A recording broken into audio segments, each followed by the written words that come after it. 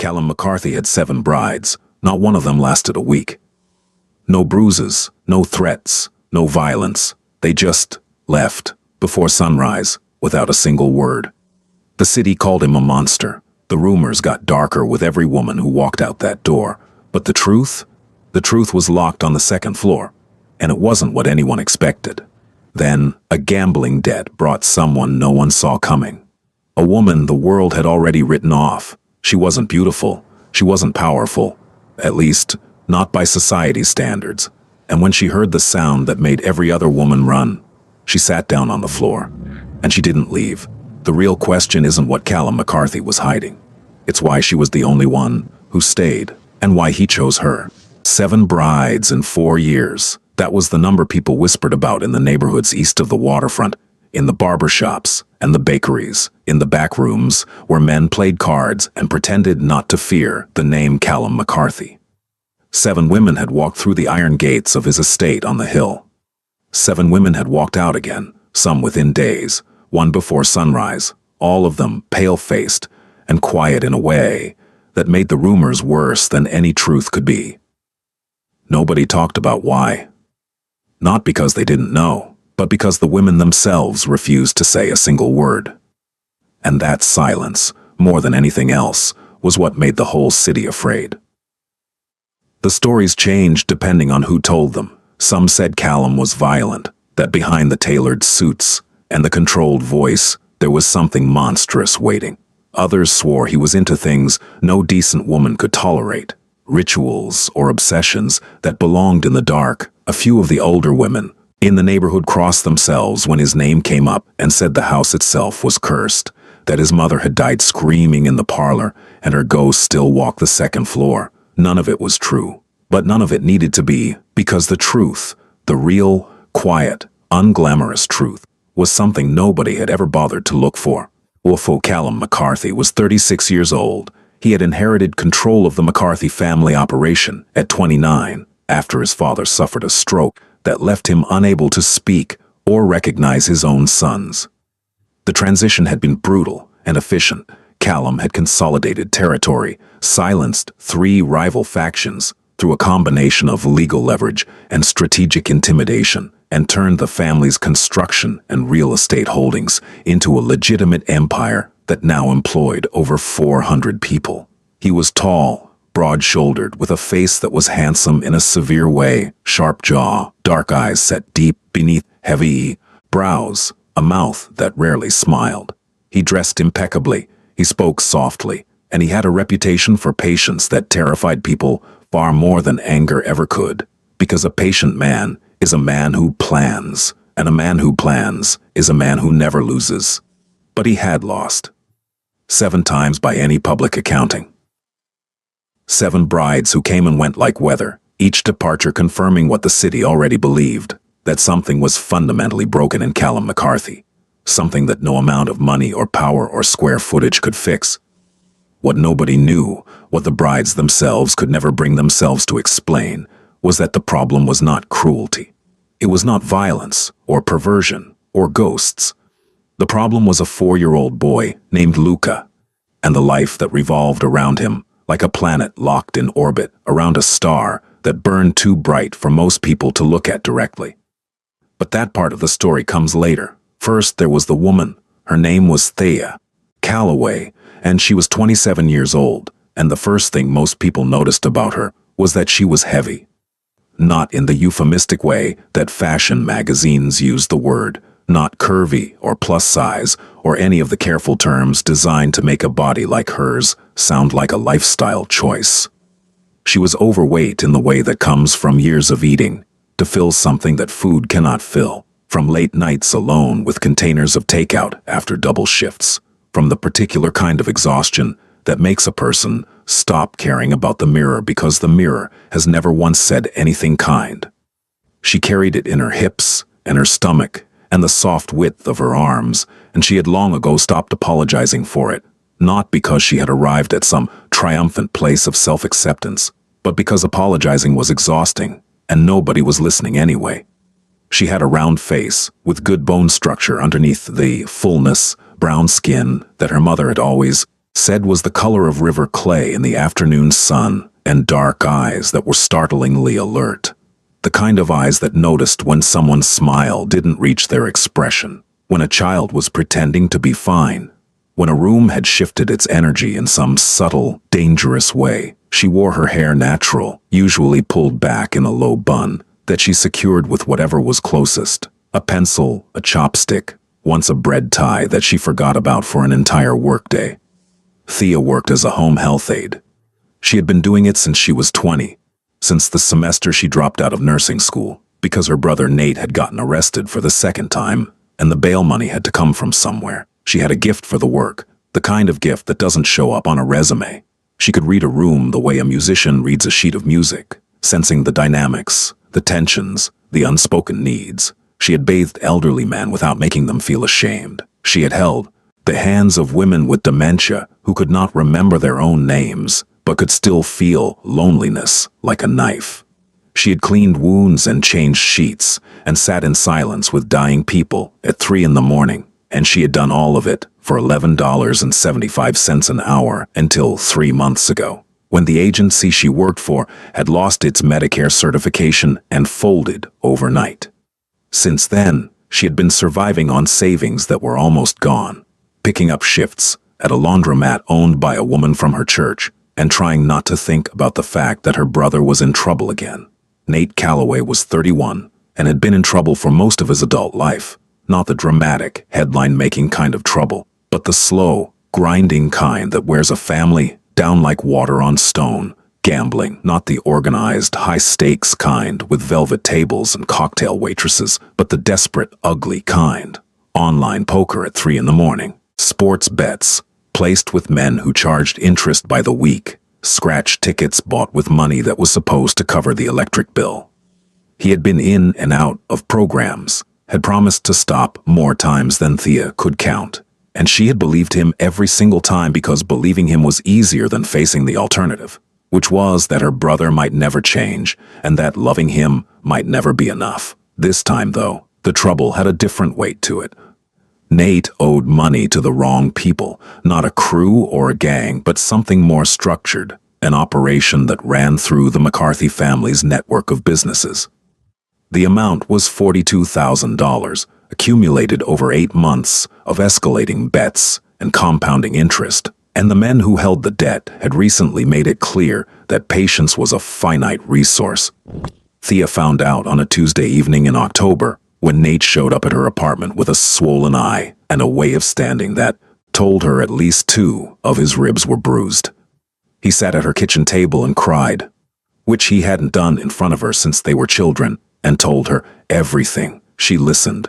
She didn't yell. She didn't cry. She made him an ice pack and a cup of tea and sat across from him and felt the familiar weight of being the one who has to figure things out, the one who has to hold the pieces together because nobody else is going to. "There's a way," Nate said, and the way he said it, looking down at the table, his voice small and ashamed, told Thea that whatever came next was going to be something she didn't want to hear. He explained it badly, in fragments and half-sentences, because the full picture was too humiliating to present clearly. The short version was this: Gio Brando, who managed collections for the McCarthy operation, had mentioned, half-joking, Nate insisted, though Thea doubted that his boss was looking for a wife again, that there was a standing arrangement, a kind of trial period, a week at the estate, to see if the match would hold. That the previous women had all been selected through connections and introductions. Beautiful women from families that understood the world Callum moved in. And that every single one of them had left. He said if someone lasted the week, Nate continued, still not looking at her, the debt gets cleared, all of it, gone. And if she doesn't last the week? Nate was quiet for a long time. The debt stays, but the interest stops. Thea sat with that. She sat with the math of it. $42,000 she didn't have, against a week of her life in a house on a hill with a man the whole city was afraid of. She sat with the indignity of it. The way the arrangement reduced her to a transaction, a body offered up to settle a ledger. Thought. She sat with the rage that rose in her chest like a fist, directed not at Nate, though he deserved some of it, but at the world that had designed things so that a woman like her, a woman who had spent her entire adult life caring for other people's pain, could end up sitting at a kitchen table, calculating whether her dignity was worth $42,000. "They won't pick me," she said flatly. "Look at me." Nate finally looked up. His good eye was wet. "Geo said anyone. He said Callum doesn't care. He said..." He stopped. "What?" "He said it doesn't matter because they all leave anyway." There it was, the brutal honesty of men who have stopped pretending. It doesn't matter who she is, because the outcome is already decided. She'll walk in, she'll see whatever it is that makes women run, and she'll walk out, and the debt will still be there.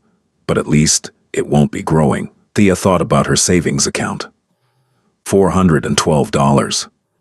She thought about her mother, who had died when Thea was 19, and who had made her promise, in the last lucid conversation they ever had, to take care of Nate. She thought about the laundromat and the church, and the apartment with the radiator that clanged all night. And she thought about the feeling she had carried for her entire life. The feeling of being the person who stays when everyone else leaves, the person who shows up, the person who endures.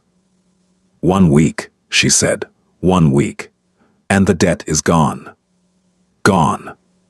She looked at her brother, battered, ashamed, still her brother, still the boy who used to save half his Halloween candy for her because he knew she liked the Reese's cups best. "Okay," she said. "Okay."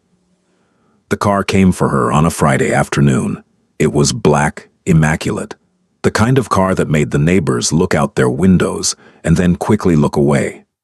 Thea had packed a single duffel bag, enough clothes for a week, her phone charger, a book, and a photograph of her mother that she kept in a Ziploc bag to protect it from anything that might happen to the rest of her belongings. The driver was a young man who introduced himself as Paulo, and who was clearly trying not to stare at her in a way that told Thea everything she needed to know about what he'd been expecting. She let him take her bag and sat on the back seat and watched the city change outside the window. The crowded streets of her neighborhood giving way to wider avenues, then to the tree-lined roads that led up into the hills, where the old money lived alongside the new.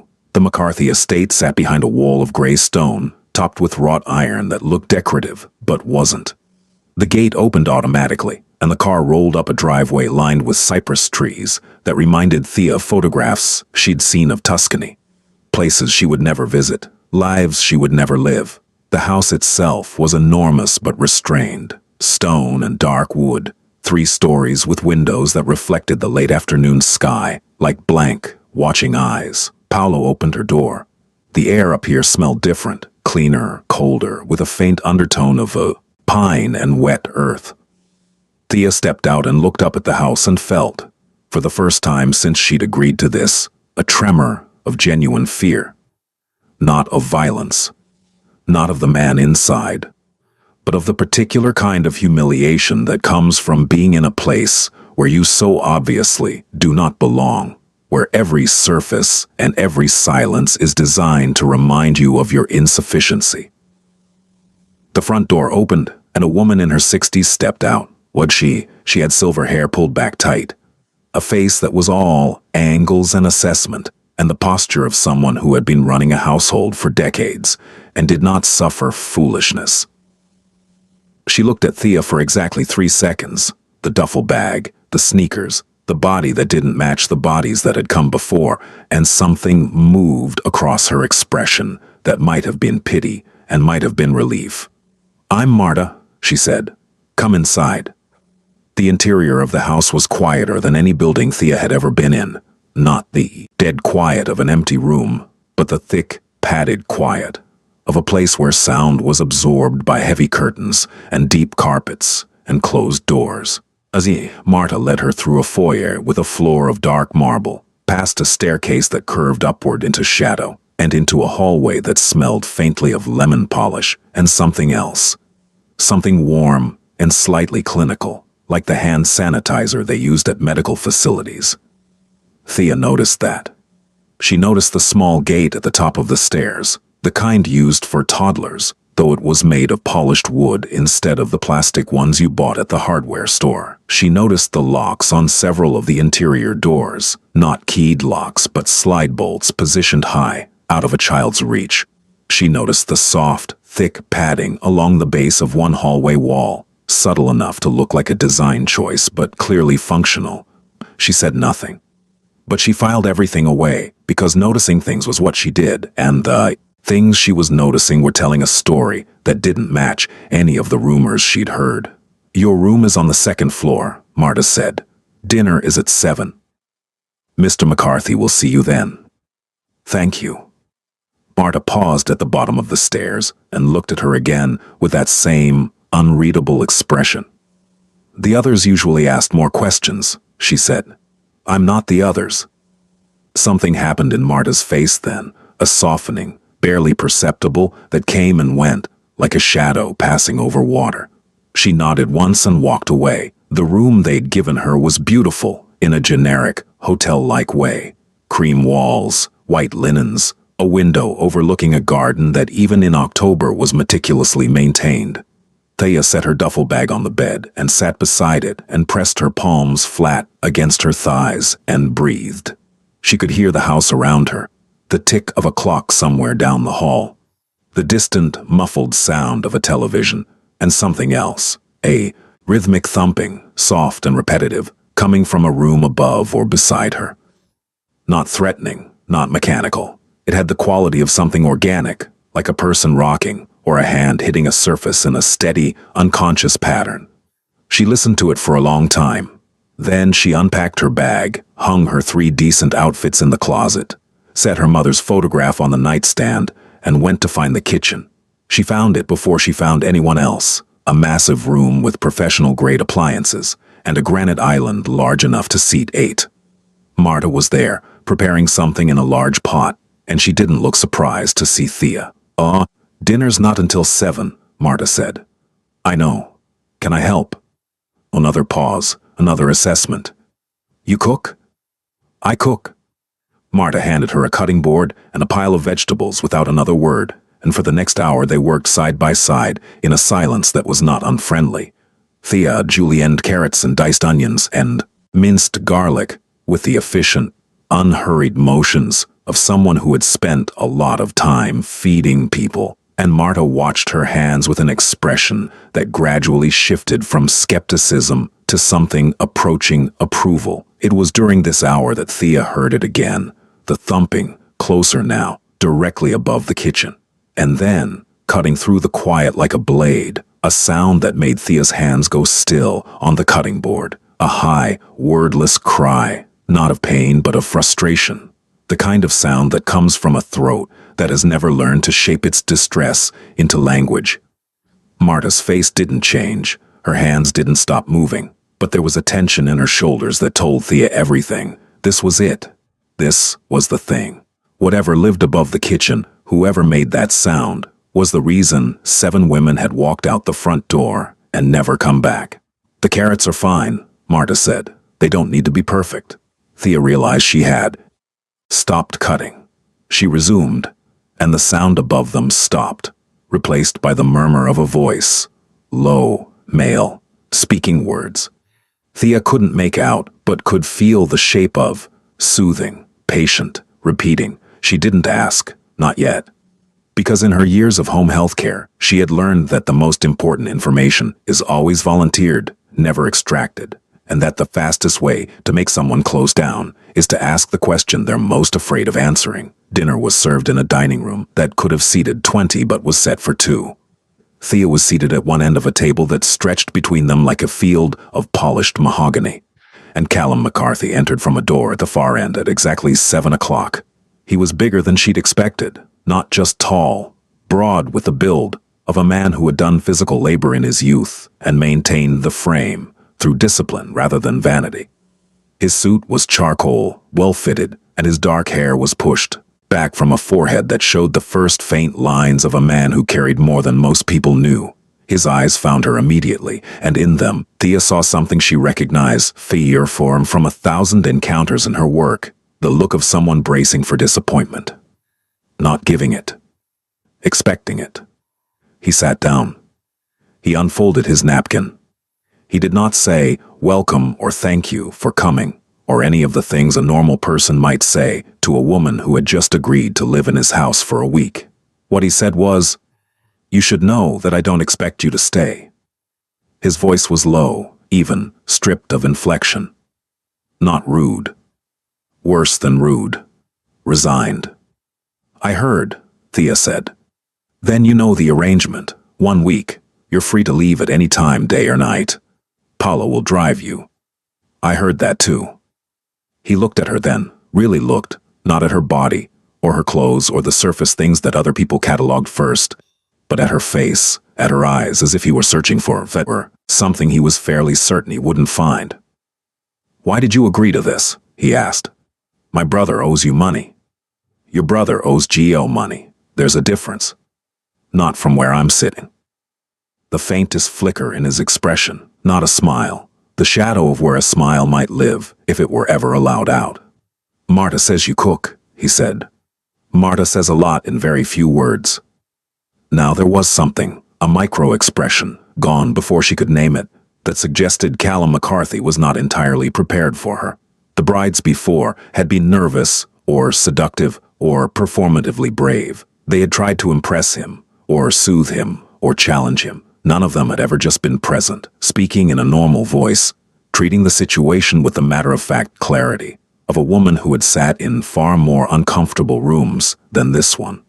Dinner was good. Roasted chicken with root vegetables, bread that Marta had clearly made from scratch.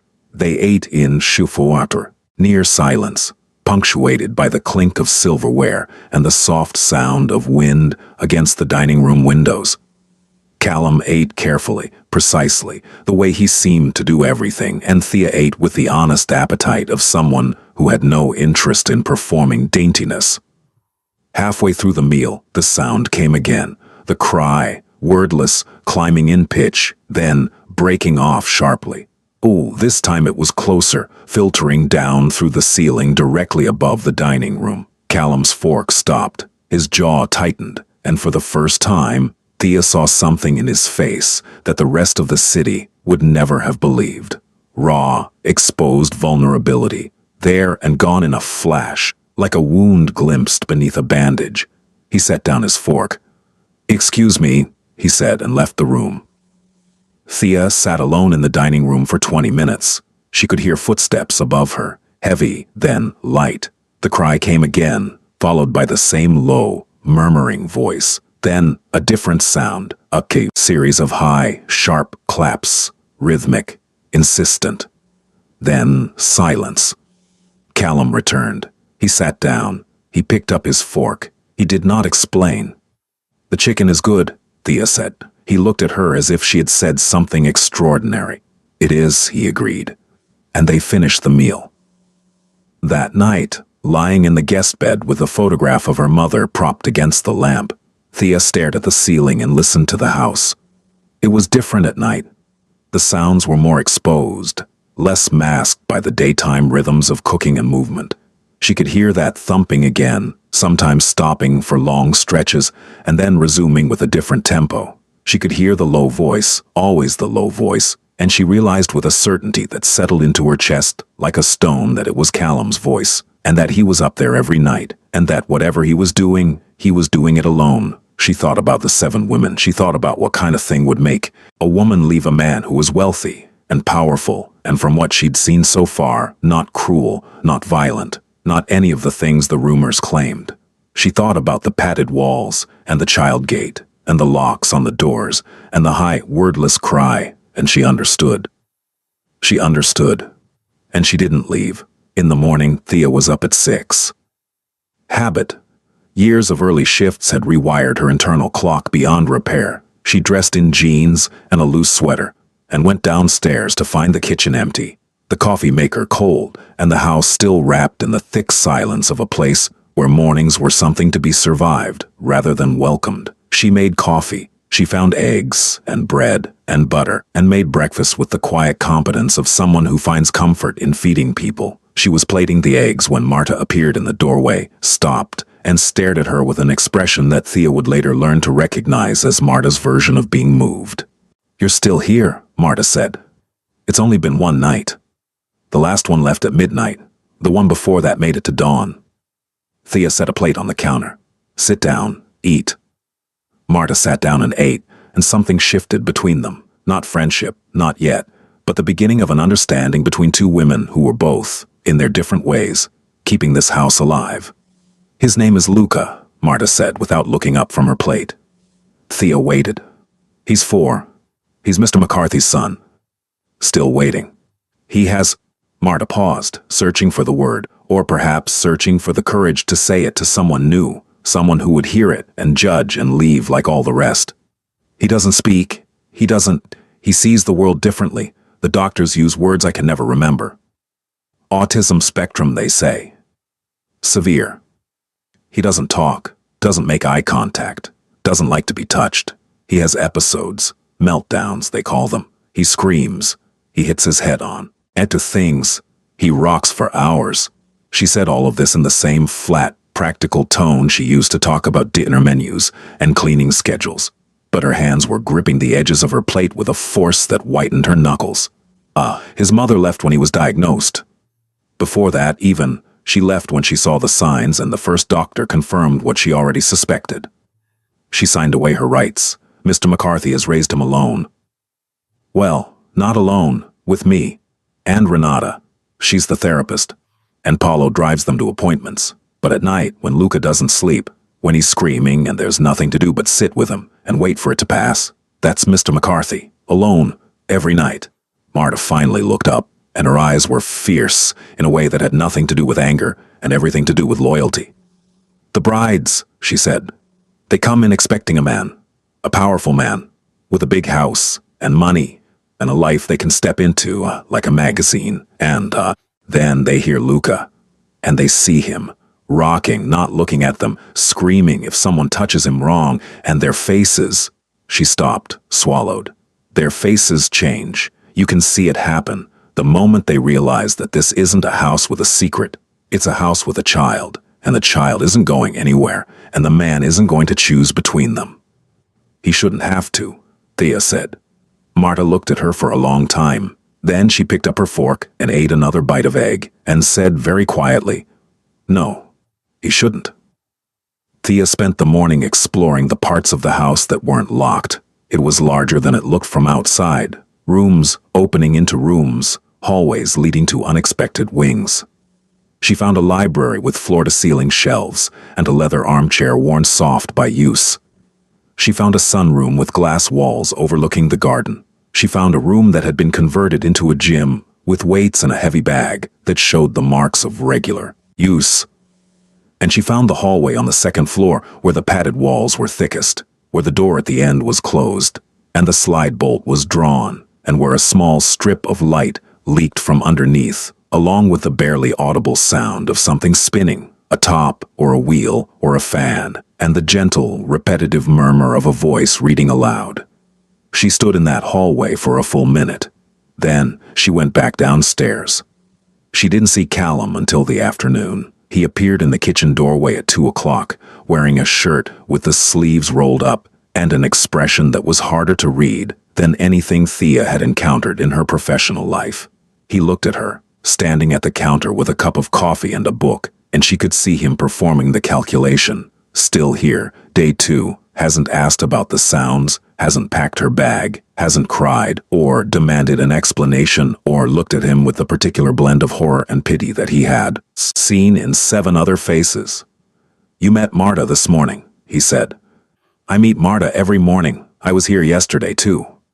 "She told you?" It wasn't a question, but Thea answered it anyway. "She told me about Luca, yes."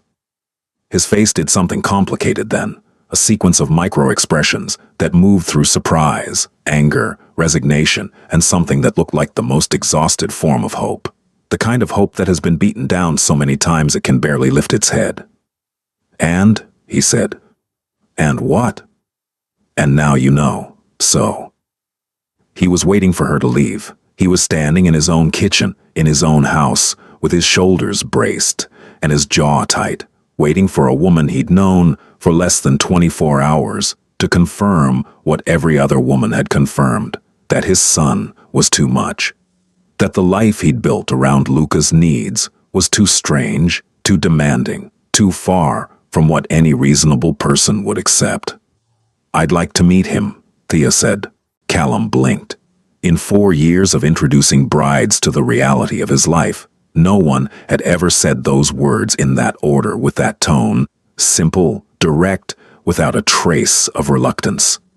"He doesn't," Callum started and then stopped, because the rest of the sentence was a catalogue of warnings he had given so many times that it had become a kind of armor. "He doesn't talk, he doesn't make eye contact, he doesn't like strangers, he might scream, he might hit himself, he might not acknowledge you exist." "I know," Thea said. "Marta told me. I'd still like to meet him." She watched Callum struggle with something she recognized from her work with families in crisis, the simultaneous desire to protect and to hope, the fear that letting someone in will only make the inevitable rejection worse.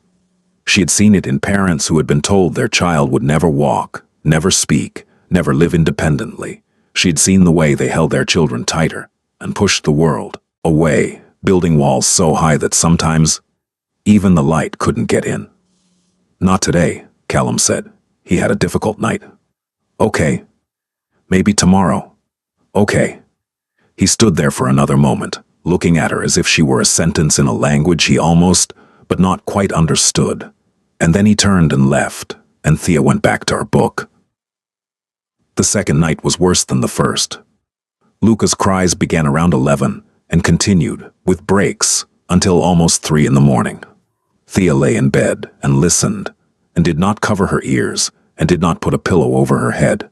She listened the way she had listened to dying patients who cried out in the night, not with fear, not with pity, but with the full, unflinching attention of someone who understands that pain deserves to be witnessed, even when there is nothing to be done about it.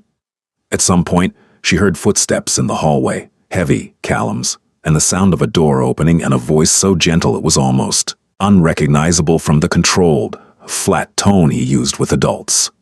The cries continued, then shifted, then gradually softened into the repetitive thumping that Thea was beginning to understand was Luca's version of self-soothing, a rhythm he could control when everything else felt uncontrollable.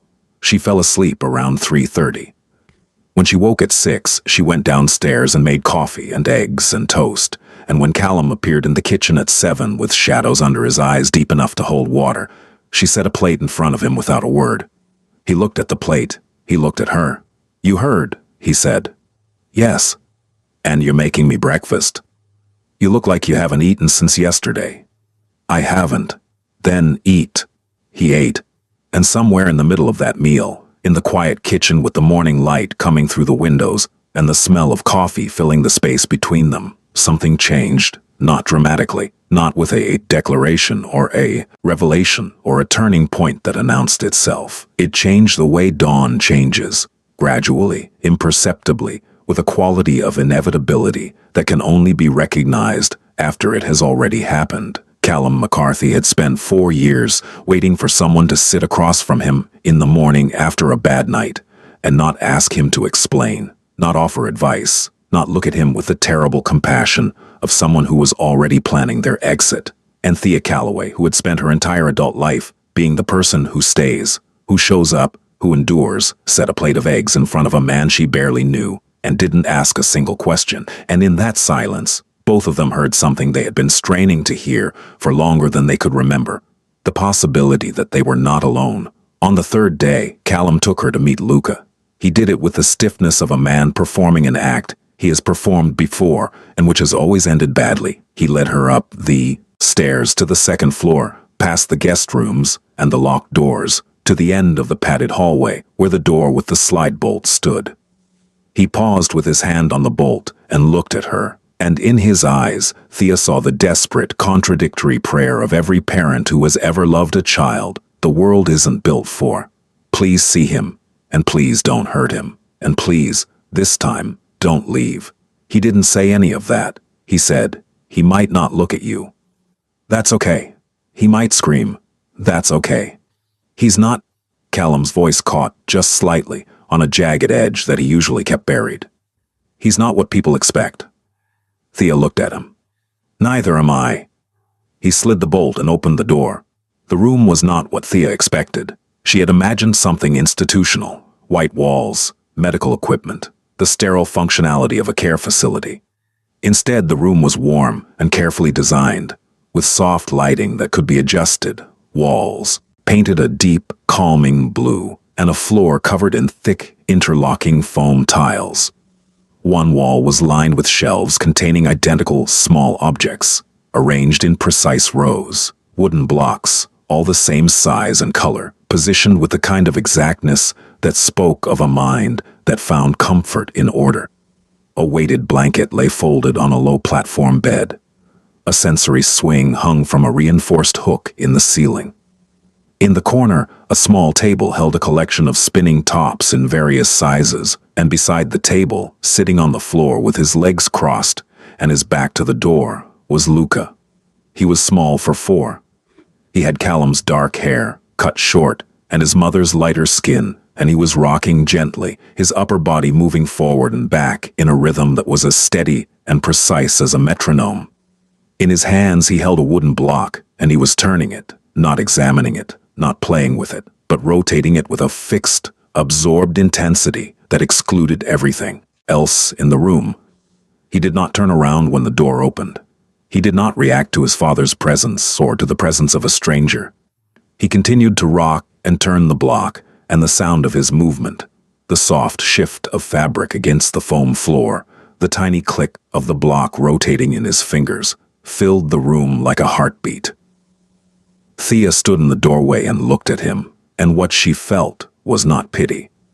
It was not horror, or discomfort, or the reflexive recoil that she knew other women had felt in this exact spot.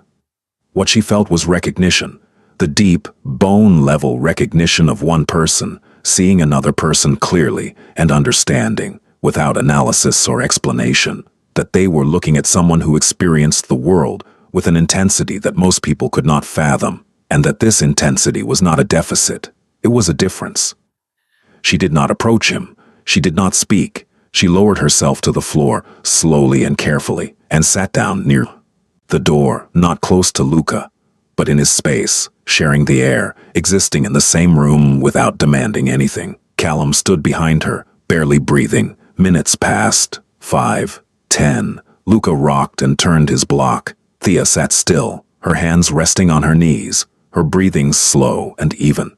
She had learned this in her work with elderly patients who had dementia and would become agitated by sudden movements or unfamiliar voices. The art of being present without being intrusive, of occupying space without filling it with expectation. At the 12-minute mark, Luca's rocking slowed. It didn't stop, but the amplitude decreased, smaller movements, less urgent. His head tilted just slightly, not turning toward her, but angling in a way that suggested some part of his awareness had registered the new presence. Thea noticed. She said nothing. At the 15-minute mark, Luca set down his block. He picked up another one, identical as far as Thea could tell, and began rotating it in the same pattern. But the rhythm was different. Slightly slower, slightly less absorbed. And then, without looking at her, without any change in his posture or expression, Luca picked up a third block and pushed it, not threw it, not dropped it, but placed it deliberately in Thea's direction. It slid across the foam floor and came to rest about 2 feet from her knee. Behind her, Callum made a sound. A small sound caught in his throat, barely audible, because in 4 years of bringing women into this room, Luca had never once acknowledged their existence. Not with eye contact, not with movement, not with any gesture that could be interpreted as awareness. He had continued his routines as if they were furniture, as if they were air, and the women had stood there feeling invisible and disturbed, and had left the room with faces that told Callum everything he needed to know about their answer. But Luca had pushed a block toward Thea. She looked at it. She looked at the block in his hands, the way his fingers moved on it, the rotation pattern, the angle, and then Very carefully, she picked up the block he had given her and began to turn it. Not the way she would naturally hold an object, but the way he was holding his, mimicking the rotation, matching the rhythm, entering his world instead of asking him to enter hers. They sat like that for nearly 30 minutes. A woman and a boy, turning wooden blocks in the same pattern, sharing a rhythm that had nothing to do with language and everything to do with understanding. When Thea finally stood up and walked out of the room, Callum was leaning against the hallway wall, with his hand over his mouth and his eyes closed, and he was trembling. She pretended not to see.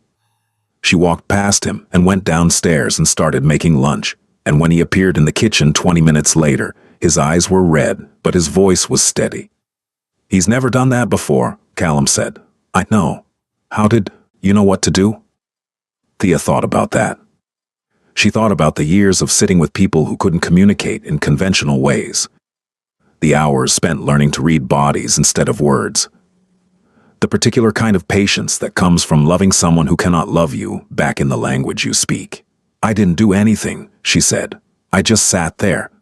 "That's not nothing. That's—" He stopped. She could see him fighting something, struggling against a lifetime of control and containment, and she gave him the space to lose that fight at his own pace. "The other women," he said very quietly. They would stand at the door. Some of them tried to talk to him, to use that voice people use, high-pitched, exaggerated, the way you talk to a baby. It made him worse. Some of them just stared. One of them cried. One said, "Is this a joke?" And one, his jaw worked. One said, "Can't you send him somewhere?" The words hung in the kitchen like smoke. "I broke a glass." After that one, Callum said. "First time I'd lost my temper in years." Marta had to replace the whole shelf. "Good," Thea said. He looked at her. "She deserved a broken glass," Thea said. "At minimum." And then, for the first time in her presence, for the first time in what might have been months or years, Callum McCarthy almost smiled. Not fully. Not freely. But the muscles around his eyes shifted, and the line of his mouth softened, and for a moment, he looked like a man instead of a fortress. The fourth day. The fifth. The sixth. Time moved differently in the house on the hill, measured not in hours but in small, accumulating moments that built on each other like layers of sediment forming stone. Thea visited Luca every day. She learned his rhythms, the times when he was most alert, the triggers that could set off a meltdown, the objects and textures that soothed him. She learned that he liked the color blue, that he was fascinated by spinning things, that he had a particular sensitivity to high-pitched sounds that could send him into a screaming episode that lasted hours. She learned that he ate only 4 foods: plain rice, specific crackers, sliced apples, and a particular brand of yogurt, and that any deviation from this list, any substitution or change in presentation, was perceived by his nervous system as a threat. She didn't try to change any of this. She didn't arrive with strategies or suggestions or the well-meaning advice of someone who had read an article and thought they understood. She observed. She adapted. She entered Luca's world on his terms and stayed there. On the 4th day, she sat with him for an hour, and he pushed 2 blocks toward her. On the 5th day, he pushed 3, and when she rotated them in his pattern, he made a sound. A short, soft vocalization, not a word, but an acknowledgement, a note of something that Thea's trained ear recognized as satisfaction. On the 6th day, she was sitting on the floor, rotating her block when Luca stood up, walked over to her, and placed a block directly in her lap. Then he returned to his spot and resumed rocking. The whole interaction lasted 4 seconds, but the distance he had crossed, physically and psychologically, was enormous.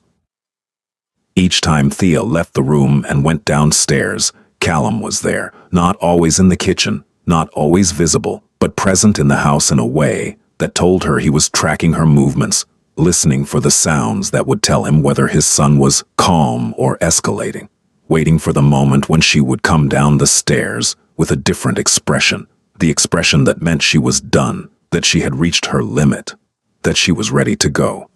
That moment didn't come. Instead, other moments came. Small ones.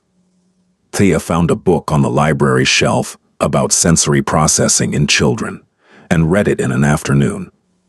She asked Marta about Luca's therapy schedule and listened with the focused attention of a professional, asking specific, practical questions that Marta hadn't been asked in years. She noticed that the weighted blanket on Luca's bed was wearing thin and mentioned it to Callum, who looked at her as if she had spoken a language he didn't know he'd been yearning to hear. On the fifth night, she heard Luca's cries begin at midnight and lay in bed for 10 minutes, listening. Then she got up, put on her robe, and padded down the hallway to the closed door at the end. She could hear Callum's voice inside, raw, exhausted, a man running on fumes and willpower. She knocked softly. The voice stopped. Footsteps, the bolt sliding back. Callum opened the door and looked at her, and he was a wreck, shirt untucked, hair disheveled, dark circles carved into his face like trenches. Behind him, Luca was sitting on the bed, rocking violently, hitting the side of his head with an open palm in a repetitive motion that was clearly distressing to both father and child. "Let me," Thea said. "You don't have to, I know, let me." He stepped aside. Not because he trusted her. He didn't trust anyone with Luca, not fully, not yet. But because he was so tired that his body made the decision his mind couldn't, and his body said, "Let her." Thea walked into the room and sat on the floor near the bed. Not close enough to crowd Luca, but close enough that her presence was tangible. She didn't speak. She didn't try to stop the self-hitting. She knew, from her training, from her experience, from the deep well of intuition that was her truest skill, that what Luca needed right now was not intervention, but regulation. His nervous system was overwhelmed, flooded with input it couldn't process, and the hitting was his attempt to override the chaos with a sensation he could control. She began to hum, low, steady, the melody barely there, not a lullaby, not a song, just a vibration, a constant in the storm. She matched it to the rhythm of his rocking, sinking herself to his frequency instead of trying to impose her own. Callum stood in the doorway and watched. It took 20 minutes. The hitting slowed, the rocking decreased in amplitude. Luca's breathing, which had been ragged and sharp, began to even out. He didn't look at Thea. He didn't stop rocking. But the violence drained out of his movements, and the hitting changed to a gentle tapping, knuckles against the mattress instead of palm against skull, and the high-pitched keening that had filled the room descended into a low, almost inaudible drone. Thea kept humming, and eventually, with the gradual surrender of a body that has finally exhausted its capacity for distress, Luca lay down on his side, pulled the weighted blanket over himself, and went still. Not asleep. Still. Which, for Luca, was almost the same thing. Thea sat on the floor for another 10 minutes, humming softly, making sure the calm had settled. Then she stood up, carefully, and walked out of the room. Callum was in the hallway. He had slid down the wall and was sitting on the floor with his forearms resting on his raised knees, his head bowed. Thea sat down beside him. Not close enough to touch. Close enough to be there. They sat in the hallway for a long time, saying nothing, while the house breathed around them and Luca's room was silent for the first time in hours. "I've had specialists," Callum said, his voice barely above a whisper. "Therapists, sleep consultants, a woman who charges $800 an hour and flies in from Boston. None of them have gotten him calm that fast." "They're trying to fix him," Thea said. "I'm not." Callum lifted his head and looked at her, in the dim light of the hallway, with the shadows pooling under his eyes, and the lines of his face softened by exhaustion. He looked younger than 36. He looked like a man who had been carrying something so heavy that his bones had begun to reshape themselves around its weight. "Why?" he said. "Why what? Why are you here? Why are you doing this? The debt, it's a week's obligation. You could have sat in the guest room and read your book and left on Friday and called it done. Why are you—" He gestured toward Luca's door. "Why do you care?" Thea considered the question. She considered giving him a simple answer. "Because it's the right thing. Because I'm a caregiver. Because your son is a child and children deserve compassion." All of those were true. None of them were the whole truth. When I was 12, she said, my mother got sick, cancer. It took 2 years. And during those 2 years, people visited. At first, friends, neighbors, church people. They brought casseroles and said they were praying and asked how my mother was doing, and then they went home and lived their lives. And one by one, they stopped coming. Not because they were bad people, because it was too much. Because watching someone suffer when you can't fix it is the hardest thing in the world. And most people would rather look away. She paused. The hallway was so quiet she could hear the clock downstairs. My mother noticed who stayed. She kept a list, not on paper, in her head. The people who came even when it was ugly. Even when she was vomiting and couldn't keep her eyes open and didn't look like herself anymore. Even when there was nothing to do but sit there and be present. She told me once that those people, the ones who stayed, they were the only ones who actually loved her. Because love isn't what you feel when things are good. Love is what you do when things are unbearable, and you stay anyway. She looked at Callum. That's why I'm here. Because I've spent my whole life being the one who stays. And your son doesn't need someone who's going to leave. Callum didn't respond. He sat very still, and in the silence, Thea heard the thing that she had been listening for since she arrived. Not a sound, but an absence. The absence of the wall. The faintest, most imperceptible. Given the fortress that Callum McCarthy had built around himself and his son, a crack just wide enough for light to enter. The 7th day, the last day of the arrangement, arrived with a kind of weight that settled over the house like weather. Marta was quieter than usual. Paulo lingered in the driveway longer than necessary. Even the house itself seemed to be holding its breath. Thea woke at 6 and went to the kitchen and made coffee and did not pack her bag. Callum appeared at 7:30. He was dressed formally. Dark suit, tie, the armor of a man preparing for a business day. But his eyes went immediately to the counter where her coffee cup sat, and then to the stove where a pot of oatmeal was simmering, and then to her face. Today's the last day, he said. I know. Paulo can drive you whenever you're ready. The debt is cleared. I called Gio this morning. I know. He waited. She could feel him waiting.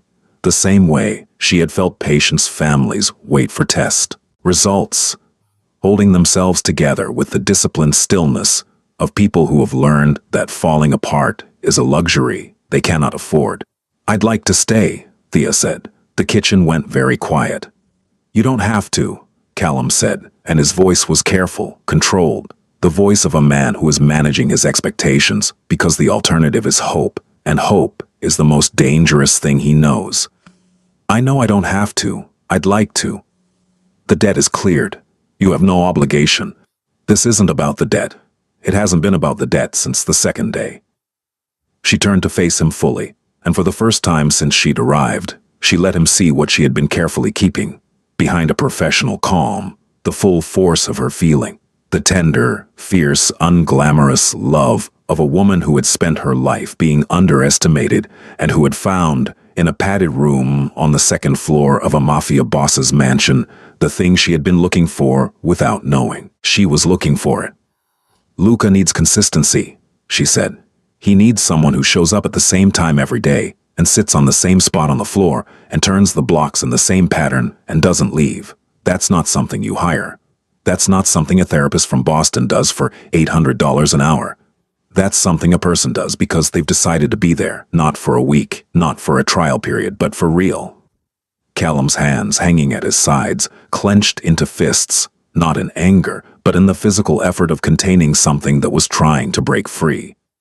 And what about me? He said, and the question was so quiet, so stripped of the authority and control that defined his public self, that Thea understood she was hearing something that perhaps no one in his adult life had ever heard. Callum McCarthy asking if he mattered. You need the same thing, she said. You need someone who stays. The moment stretched between them, thin and luminous, and in it, Thea saw everything. The exhaustion, the loneliness, the years of nights spent on the floor of his son's room, the parade of women who had looked at his life and found it wanting, the slow, corrosive erosion of a man who had begun to believe that he and Luca were an island, permanently separated from the mainland of ordinary human connection. Callum opened his mouth to say something, and then his phone rang. The call changed the texture of the day. Thea watched it happen. The way Callum's face shifted from open to closed, in the time it took to glance at the screen, the way his posture changed, his shoulders squaring, his jaw setting. The man replacing the father in a transition, so practiced, it was almost invisible. He answered, listened, said 4 words. Where? How many? When? And hung up. I have to go, he said. What happened? He looked at her, and she could see the calculation happening. How much to tell her, how much to trust her, how much of his world to let her see. My brother-in-law, he said. Vincent Ferraro. He married my sister before she died. He's been contesting custody of Luca. The words landed like stones dropped into still water. Custody, Thea repeated. Vincent believes Luca should be in institutional care. He's been building a case, documenting Luca's episodes, collecting statements from staff, arguing that the home environment is insufficient. He filed a motion last month. Can he do that? He can do whatever he can pay a lawyer to file. And he can pay a lot. Callum's expression was the one she had seen on the faces of parents in crisis, the cold, focused intensity of a person who is calculating threats and responses with the precision of a general planning a defense. He's arranged a home inspection. Today, a social worker and a child welfare advocate will be here at 2 o'clock if they determine that Luca's care is inadequate. He didn't finish the sentence. He didn't have to. Vincent doesn't want Luca, Callum said. And now there was something in his voice that Thea hadn't heard before, a raw, barely contained fury that burned beneath the surface like fire under ice. He wants leverage. He wants the McCarthy name and the assets that come with it.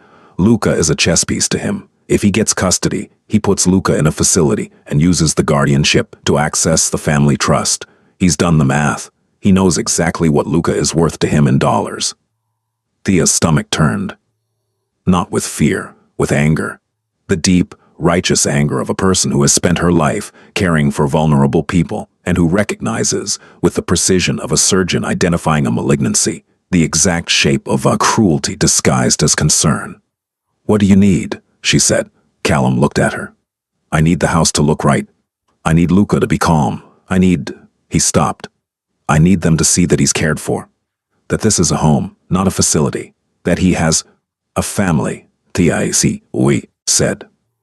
The word hung in the air between them. Yes, Callum said. The next 4 hours were the most focused of Thea's life. She moved through the house with a purpose that surprised even Marta, who had seen a lot of determined women in her time, but none quite like this. Thea cleaned. She cooked. She rearranged. She took the medical supplies that were stored in a visible cabinet in the hallway and reorganized them into labeled containers in a closet. She moved Luca's therapy schedule from a clinical spreadsheet, pinned to the kitchen wall, to a colorful calendar she handmade from supplies she found in a desk drawer. She placed children's books, which she found in boxes in a storage room, still wrapped in plastic, bought with hope and never opened, on low shelves in the living room and in Luca's room. She worked with the quick, instinctive intelligence of someone who understood what inspectors look for, because she had been on the other side of enough home visits to know that what matters is not perfection, but warmth. A home is not judged by its cleanliness, but by its life. The evidence that people live there, that a child is not just housed, but nurtured, that the rhythms of the household revolve around care rather than containment. At noon, she went to Luca's room.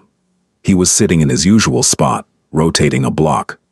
She sat on the floor in her usual spot and picked up her block. They turned their blocks together for 10 minutes, synchronized, silent, 2 people sharing a language that had no words. Then, Thea did something she had never done before. She placed her block on the floor in front of Luca, not pushing it toward him, but setting it down gently in the space between them and leaving it there.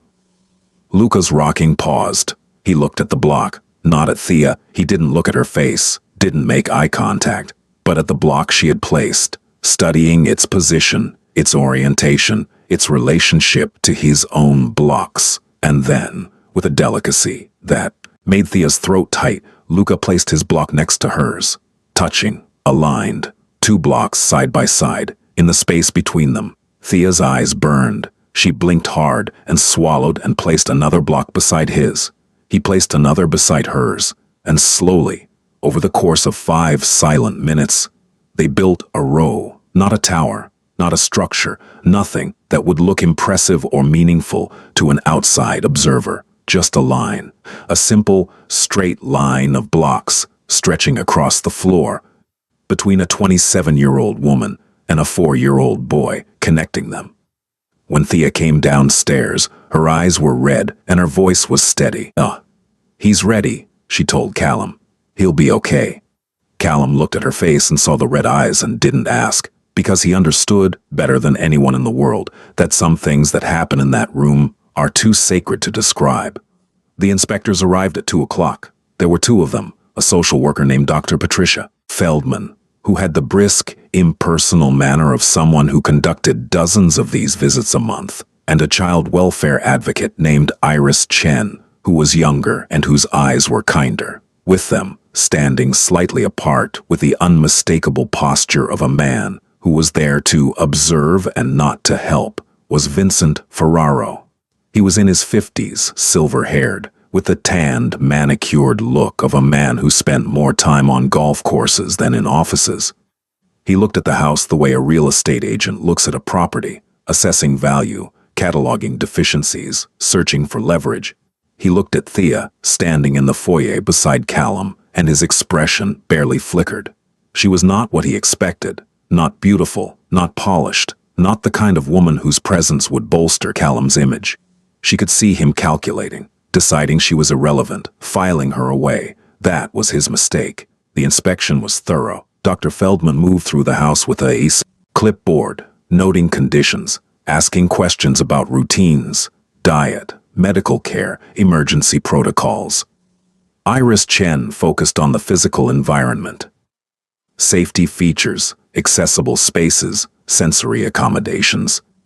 Callum answered every question with the controlled precision of a man who had prepared for this his entire life, producing documentation and records with the efficiency of someone who understood that bureaucracy was a battlefield and paper was ammunition. And then they went upstairs to see Luca. Thea walked in first, not because anyone asked her to, and not because she was performing for the inspectors, but because she knew, with the certainty that comes from spending 6 days in learning a child's rhythms, that Luca needed a familiar presence before strangers entered his space. She sat on the floor. She picked up a block. She began to turn it. Luca was rocking. His amplitude was higher than usual. He could feel the change in the house, the new voices, the disruption of routine. His breathing was faster. One hand was pressed flat against the wall, pushing rhythmically, his body seeking the deep pressure that calmed his nervous system. Thea hummed, low, steady, the same non-melody she had used on the night she'd calmed him. She matched her rhythm to his rocking, and within 2 minutes, his amplitude decreased. Within 5, he was calm enough to pick up a block and begin his rotation. Dr. Feldman and Iris Chen entered the room and stood by the door, watching. Vincent Ferraro stood behind them, his face carefully neutral. Luca did not melt down. He did not scream. He continued his routine, rocking, rotating, existing in his own space with the particular dignity of a child who has not been taught to perform for adults. And then, in a moment that no one in the room except Thea and Callum could fully appreciate, Luca picked up a block and pushed it toward Thea. She picked it up and placed it beside her own. He pushed another. She placed it. The line grew between them. Their line, their ritual, their shared language, and the room filled with a silence so complete and so gentle that even Dr. Feldman's pen stopped moving. Iris Chen knelt down, slowly, and watched. Her eyes moved between the boy and the woman, tracking the interaction, reading the dynamic with a professional eye, that saw what the blocks represented. See, just not a trick, not a performance, but a relationship. A real, living connection between a child who could not speak and a woman who had learned to listen without words. "How long has she been working with him?" Iris asked Callum, who was standing in the doorway with his arms crossed and his heart in his throat. 6 days, he said. Iris looked at him. 6 days. She's not a therapist. She's not a specialist. He faltered because the word that wanted to come out was one he hadn't earned the right to say. Not yet. Not this soon. And Callum McCarthy was a man who did not use words he hadn't earned. "She's, family," Marta said from behind him. Nobody had noticed her arrive. She stood in the hallway with her arms folded and her chin raised, and the fierce, unwavering expression of a woman who would burn the house down before she let anyone take the child she had helped raise. "She's family," Marta repeated. "And she's staying." The inspection lasted another hour. Dr. Feldman asked additional questions about Luca's therapeutic interventions, his developmental trajectory, his daily schedule. Thea answered some of them, the practical ones, the ones about routine and diet and sleep patterns, with a specificity that revealed not just 6 days of observation, but a lifetime of professional intuition about caring for people whose needs the world doesn't always understand. Vincent Ferraro said very little during the inspection, but when they were leaving, walking down the driveway toward the car, he paused beside Thea and said, quietly enough that only she could hear, "You know this isn't real. Whatever arrangement he's made with you, it won't hold up." Thea looked at him. She looked at his manicured hands and his expensive shoes and the smooth, well-fed face of a man who had never sat on a floor and turned a wooden block for 30 minutes because a child needed him to. "Oh, you're right that I'm an arrangement," she said. "But the way I take care of that boy is the realest thing in this house. And if you try to take him away from his father, you're going to find out exactly how real I am." Vincent's expression didn't change, but something behind his eyes shifted, a recalibration, the look of a man who has underestimated an opponent and is only now beginning to realize the scope of his error. He got in the car. The car left. The gate closed. Callum found Thea in the kitchen. She was sitting at the counter with her hands wrapped around a cup of coffee that had gone cold, and she was shaking, not dramatically, not visibly, but in the fine internal tremor of a person whose adrenaline has crested and is now receding, leaving behind the full weight of what just happened. He sat down across from her. For a long time, he said nothing. The kitchen clock ticked. The house settled around them. "You called yourself an arrangement," he said. "It's what I am." "Is it?" She looked at him. He was looking at her with an expression she couldn't name, something beyond gratitude, beyond attraction, beyond the standard vocabulary of what men feel when women do extraordinary things. It was the look of a man who was seeing something he thought was impossible, someone who has entered the most damaged, most protected part of his life and hasn't flinched. "I don't know what I am to you," Thea said honestly.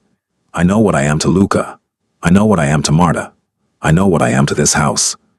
But you and we've known each other for a week. 6 days. 6 days. It took me 4 years to find someone who would sit on the floor with my son. It took Luca 4 years to push a block toward another person. 6 days might not be long enough for some things, but it's long enough for me to know that whatever this is, I don't want it to end on a Friday because a schedule says it should." Thea's hands tightened around her coffee cup. "I'm not what you need," she said, and the words came out before she could stop them, shaped by years of being told, by mirrors, by men, by the quiet arithmetic of a world that measures women's value in dress sizes, that she was not enough. "What I need," Callum said, "is someone who stays. You said that yourself. I meant for Luca. I know what you meant. I'm telling you what I mean." The air between them felt charged and fragile, like the moment before a thunderstorm breaks, when everything is still and heavy and full of potential. "This isn't a fairy tale," Thea said. "I'm not going to pretend that I walked into your house and fell in love in a week. That's not how this works, not for me. I'm not asking for that. I'm asking for time. Time. Stay, not as an arrangement, not as a trial, Stay because Luca needs you, and because I... He stopped, restarted. Because I would like the chance to know you, in real time, without a deadline. Thea studied his face.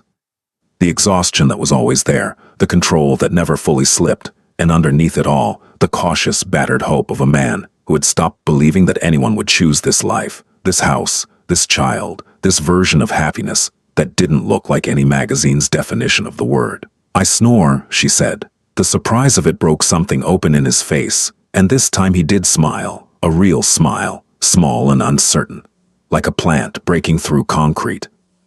I don't sleep, he said. So that works. 2 weeks later, then a month, then 2 months. The changes were small. They were the kind of changes that only the people inside the house could see. The way Callum's shoulders dropped an inch when he walked into the kitchen in the morning and found Thea there. The way Marta began humming while she worked, something she hadn't done in years. The way Paolo started bringing flowers from the market without being asked, setting them on the counter as if beauty were a thing the house was allowed to have now. And Luca. The changes in Luca were so gradual that they could only be measured in retrospect, the way you can't watch a child grow but can suddenly see that they've outgrown their shoes. His meltdowns didn't stop. They would never stop, not entirely, because his nervous system was wired to experience the world at a volume that most people couldn't imagine. But they became less frequent, shorter. The recovery time between episodes decreased. He began to seek Thea out. Not with words, never with words, but with proximity, moving to whatever room she was in, sitting on the floor near her feet while she cooked or read or talked with Marta. He would rock there, turning his blocks, and sometimes he would push one toward her, and she would pick it up and add it to their line, and the line would grow across the kitchen floor like a road being built between two countries that had never had diplomatic relations. One afternoon, 3 months in, Thea was sitting on the floor of Luca's room, turning a block when she felt something touch her hand. She went completely still. Luca's fingers, small, tentative, barely there, were resting on the back of her hand. Not gripping, not holding, just resting, like a butterfly that had landed and might fly away at any moment. She didn't move. She didn't breathe. She let his fingers sit on her hand for as long as he needed, and when he pulled away, 8 seconds later, an eternity, she continued turning her block as if nothing had happened, because she understood that for Luca, the touching was already monumental, and to react would be to make it bigger than he could handle. When she went downstairs, she told Callum. He didn't speak for a full minute. He stood in the kitchen with his back to her, his hands flat on the counter, and she could see his shoulders moving in a way that told her he was crying, silently. The way men cry when they've been strong for too long, and the relief is too sudden and too enormous to contain. She walked up behind him and placed her hand on his back. He turned and pulled her into his arms, and they stood there in the kitchen, holding each other, not romantically, not passionately, but with a desperate, grateful, human need of two people who have found in each other the thing they thought they would never have. "Thank you," he said into her hair. "Don't thank me. He's easy to love." "He's not easy. That's the whole point." She pulled back and looked at him. "Loving him is. The rest is just logistics." He laughed, a real laugh, short, surprised, rusty from disuse, but real. And the sound of it echoed through the house like a door opening in a room that had been closed for years. Vincent Ferraro did not go quietly. The custody challenge continued through the winter, with depositions and filings and the slow, grinding machinery of a legal system that was being used as a weapon by a man who had money and malice in equal measure. Callum's legal team was formidable. 4 lawyers from a firm that specialized in family law and had no illusions about the stakes. But Vincent had resources of his own, and he was patient in the way that only people motivated by greed can be. The hearing was scheduled for February. In the weeks leading up to it, the tension in the house was palpable. Callum disappeared into calls and meetings that left him tight-jawed and silent. Marta cleaned with a ferocity that bordered on violence, and even Paolo, the most easygoing person in the household, developed a habit of checking the security cameras more often than necessary. Thea did what she had always done. She showed up, she made breakfast, she sat with Luca. She maintained the rhythms of the household with the steady, unshakable consistency that was her greatest gift, the ability to be a fixed point in a world that was threatening to spin out of control.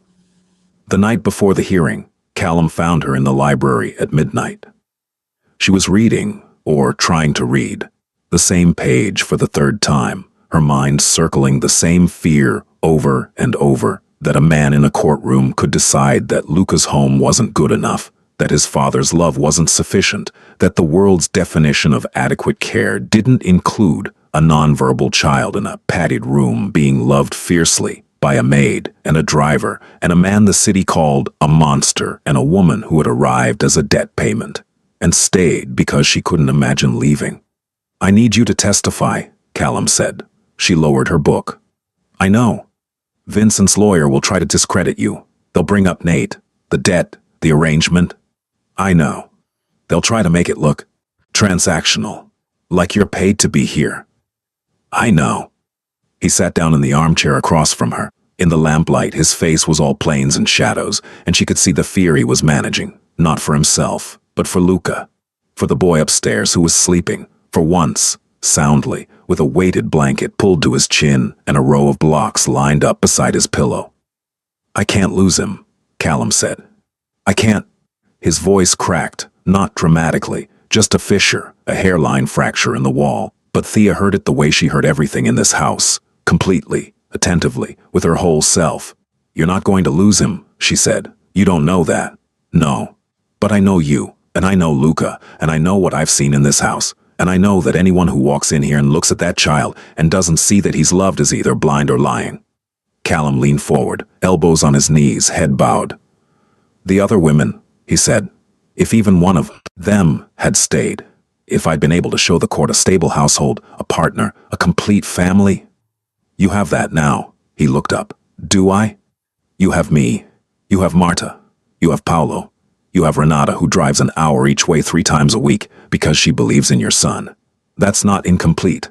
That's more than most families have. The court wants conventional.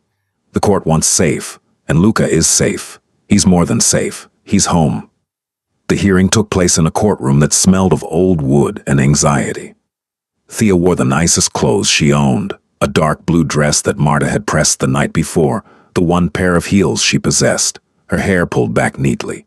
She was aware of how she looked, aware that she didn't match the image of a mafia boss's partner, aware that Vincent Ferraro's lawyer would see her body and her background and try to use both against her.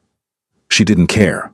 Or rather, she cared in the way she always had, with a fierce, protective fury that she kept locked behind her calm exterior, the anger of a woman who had spent her entire life being judged by her appearance and had learned to make her actions speak louder than any first impression. The hearing went as Callum had predicted.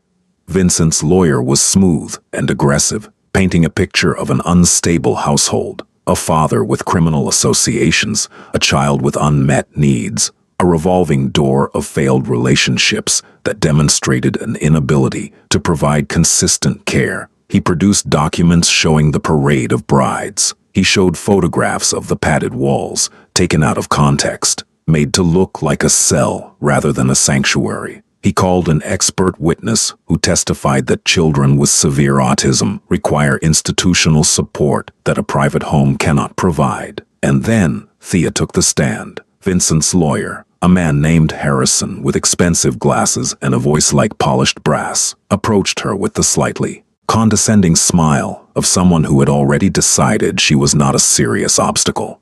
"Ms. Calloway, can you describe the nature of your relationship with Mr. McCarthy?" "I live in his home. I help care for his son. And this arrangement began as the result of a gambling debt owed by your brother." "Yes," a murmur in the courtroom. Harrison's smile widened slightly. "So you would characterize your presence in the McCarthy household as transactional?" "I would characterize it as something that started one way and became something else." "Could you elaborate?"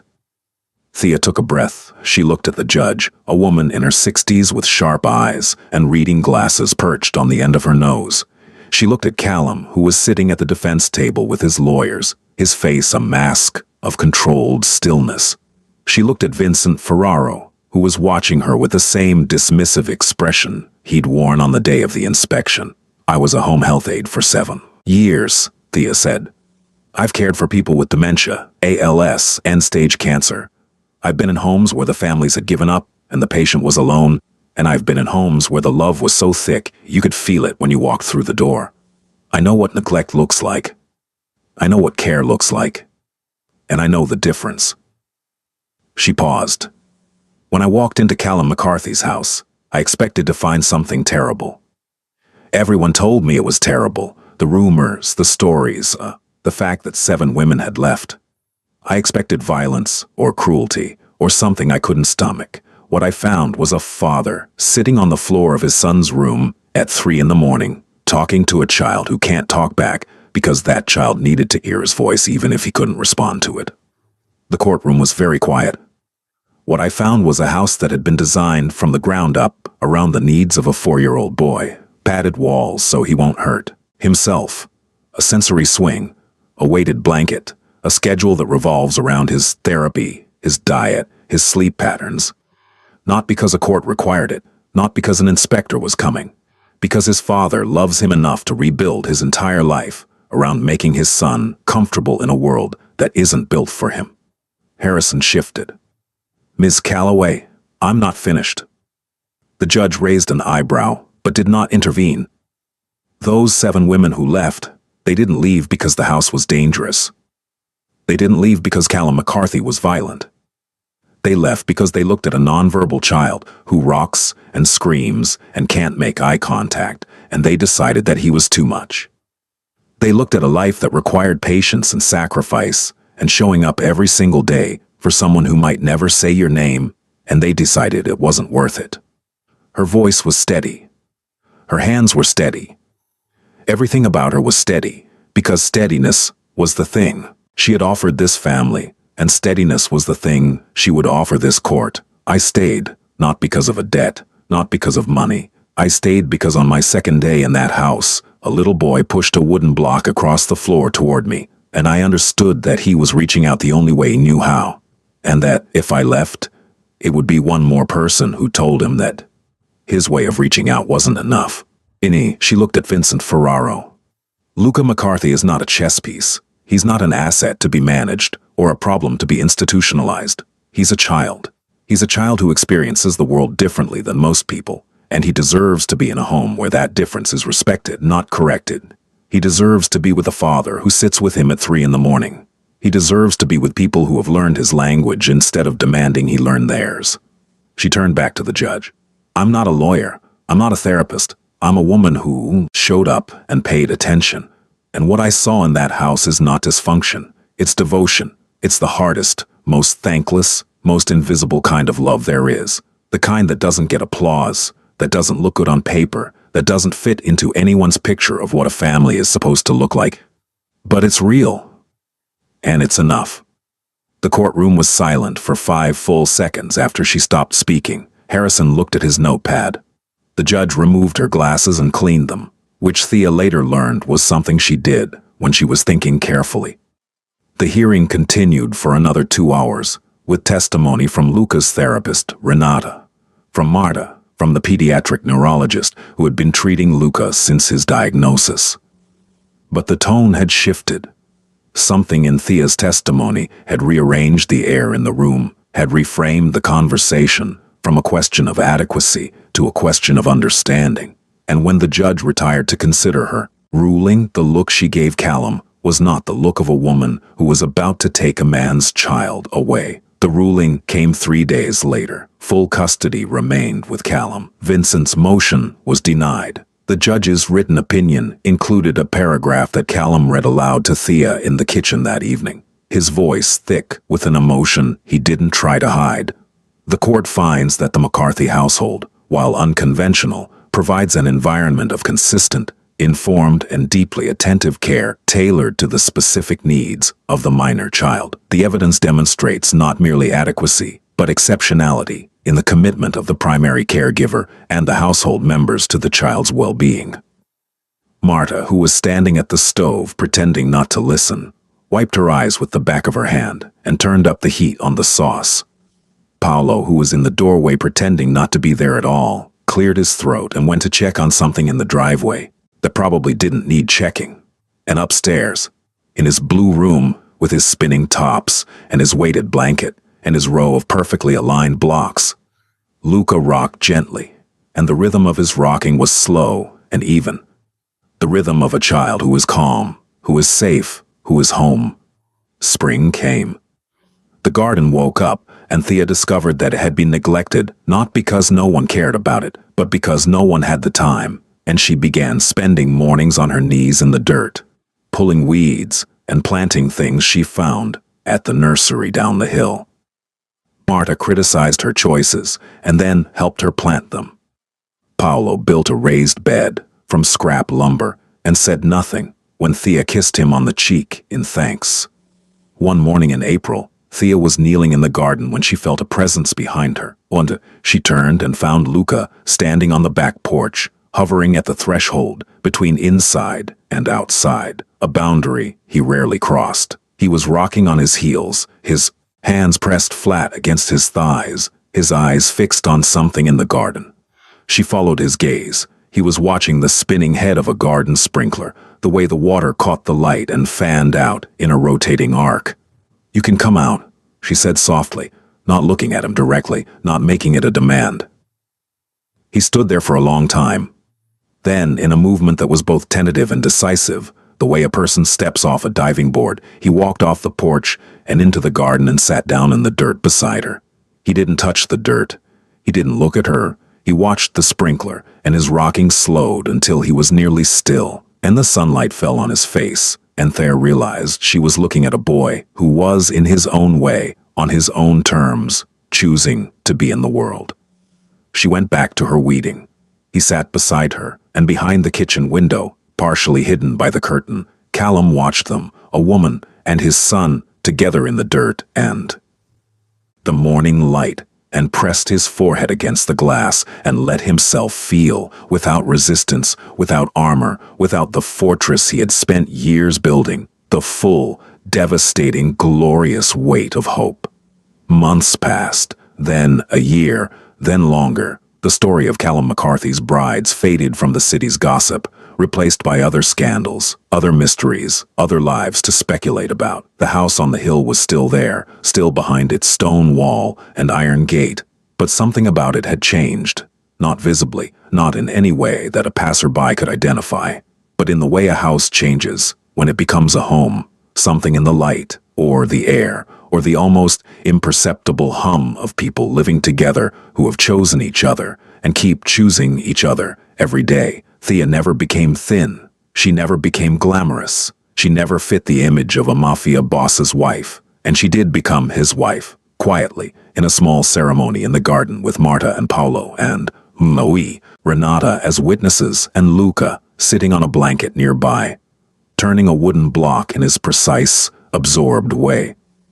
She wore a white dress that Marta had insisted on and that Thea had resisted, and then cried in when she saw herself in the mirror, not because she looked like a bride from a magazine, but because she looked like herself, and for the first time in her life, looking like herself felt like enough. Callum wore a dark suit and no tie, and stood in the garden with dirt on his shoes from the flower bed, and said his vows in a voice that shook, and when he slipped the ring onto her finger, his hands were trembling the way they had trembled in the hallway outside Luca's room on the night she had first calmed his son. The trembling of a man whose walls are coming down and who is discovering with terror and wonder that the thing behind the walls is not weakness, but the capacity for a love so large it has been pressing against the stone for years, waiting for someone brave enough to let it out.